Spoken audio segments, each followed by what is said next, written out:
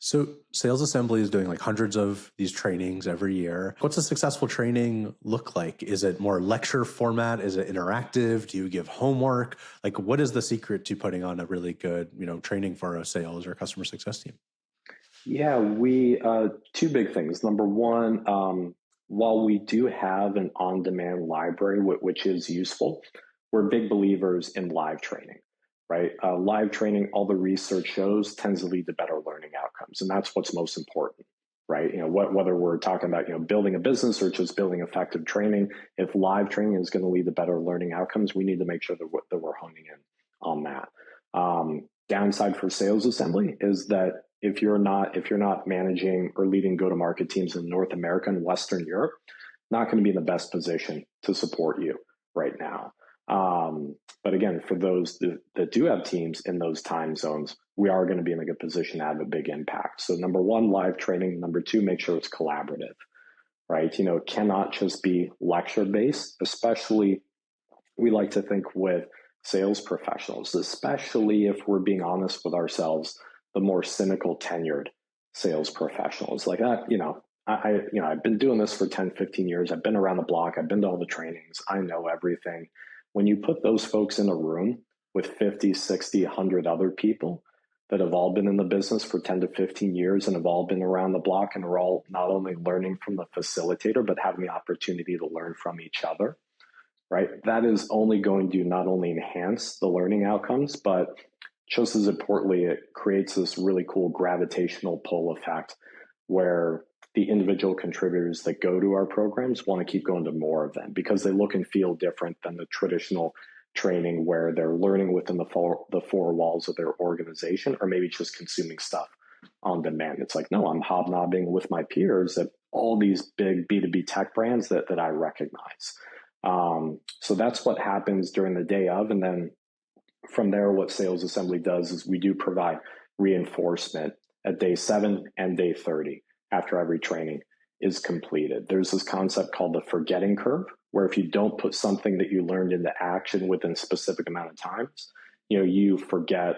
Again, I forget what the percentage is, ironically enough, but it's a substantial portion of it if you actually don't put it into action. So we do provide a good amount of reinforcement at day 7, reminding them, hey, here are the big takeaways, share with us how you put this into place. And then again, at day 30, all the while providing resources to the frontline leadership of these organizations so they could take what we've taught their team and reinforce it, push it down internally to sort of have that two-pronged approach.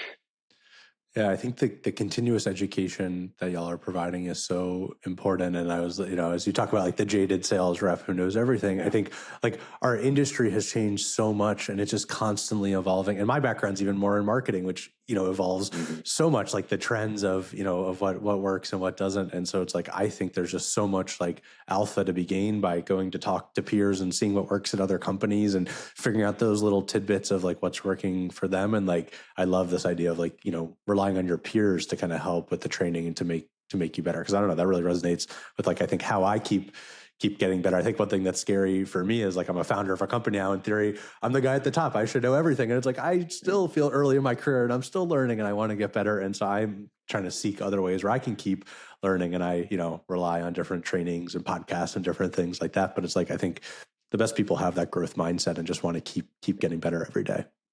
Yeah. And, especially at the leadership level, one of the things that we do here is those monthly coffee meetings that I mentioned a few times earlier. We still do Zoom versions of that every month for the VP and C-level revenue leaders of the companies that we work with. And unlike everything else that we do, it's not training, right? There's no structure, there's no content or agenda. It's just an opportunity. Joey's been involved in these, pretty consistently this year. It's just an opportunity for executive level revenue leaders like Joey to show up same time, same place every month, have a room full of between 30 to 50 of their peers and raise their hand and say like, hey, I'm kind of struggling with this. Like, how would you all handle this? Like, this, that, the other thing, just exchange ideas and best practices.